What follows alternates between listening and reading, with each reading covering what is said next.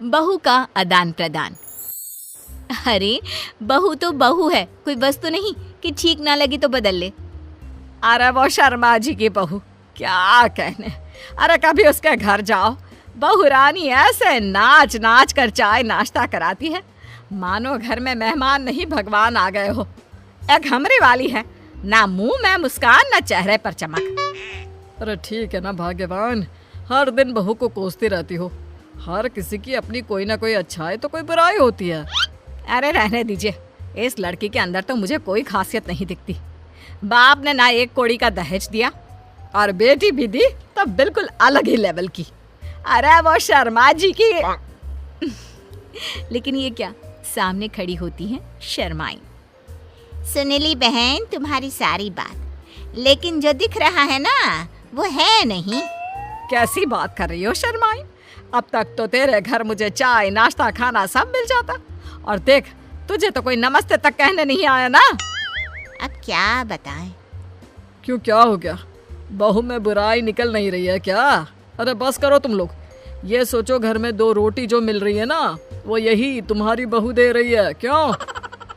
सास का गुस्सा ससुर को देखकर और सुनकर 7वें आसमान में पहुंच जाता है।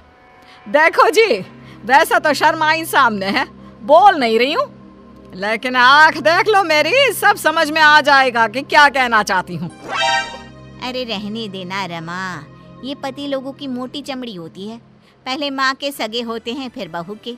अरे हम तो इन लोगों के घर बस घुइयां छिलने आए हैं। वहाँ शर्मा जी का भी यही हाल है, बहू ना हो गई यस बैंक का ATM हो गई है। तभी रमा देवी की बहू आ जाती है। नमस्ते आंटी, कैसी हैं आप? सीमा कैसी है आपकी बहू? आंटी चाय लेंगी?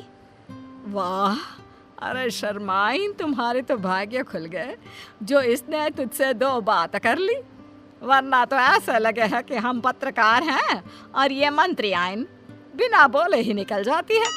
अरे ठीक है बहू, जा जाकर अदरक कूट कर चाय बना दे। हाँ, और हमें भी दे दिया 2 प्याली। बहू चली जाती है। चलो, हम लोगों का दुखड़ा तो अब जीवन भर का है।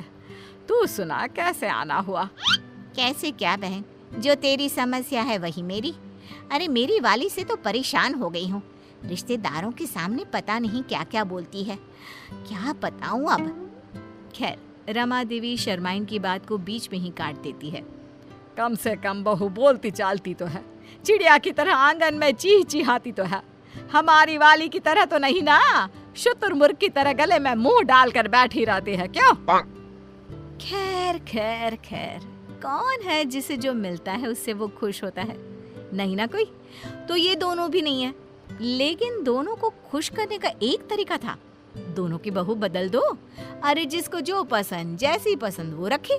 क्यों, क्या गलत है? तो फिर तो कैसा लगा तुम दोनों को मेरा आइडिया?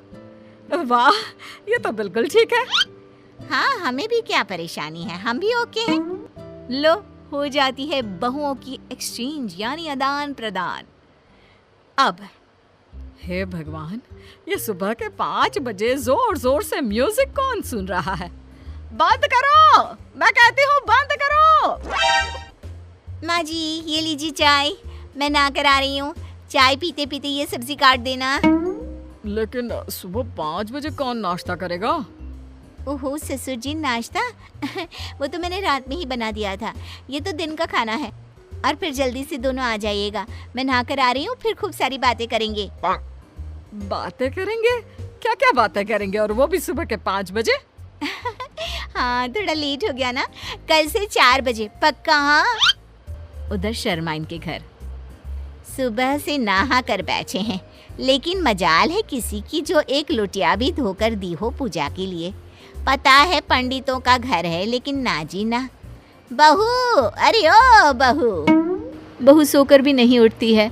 किसी तरह शर्माइन सुबह का काम करके बैठी होती है कि सामने बहू आ जाती है। क्या है माँ जी, क्यों चिल्ला रही हो? मुझे शांति पसंद है, शांति। इतना खचर पचर की आदत नहीं है मुझे। अरे मेरी बेटी आ रही है, समझी? तो खाना बना लेना। रमा देवी की बहू खाना बनाकर कमरे में सोने चली जाती है। ननद के आने के बाद, माँ क्या बात है, घर बिल्कुल सूना लग रहा है, भाभी कहाँ है? अरे सो रही है। लेकिन भाभी तो मेरे आने से चहक चहक कर स्वागत किया करती थी ना। लेकिन तू तो अपनी माँ से कहते थे कि भाभी बहुत ज़्यादा बोलती है। तू तो परेशान रहती थी ना भाभी की बोली से। हाँ पापा वो तो है, लेकिन भाभी की आवाज़ मिस भी कर रही हूँ। इतनी देर में तो भाभी न जाने कितनी बातें कर लेती।